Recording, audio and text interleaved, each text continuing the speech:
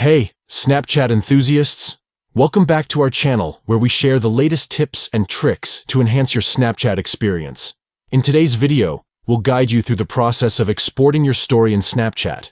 If you want to save or share your story outside of the app, stick around for this full guide. Let's get started. Step 1.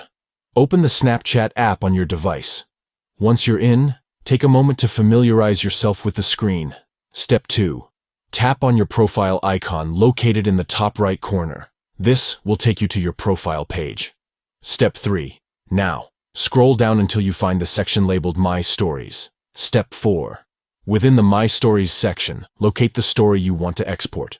Tap on it to open the story. Step 5. Once the story is open, look for the 3 stacked dots in the top right corner. Tap and hold on these dots. Step 6. A menu will appear.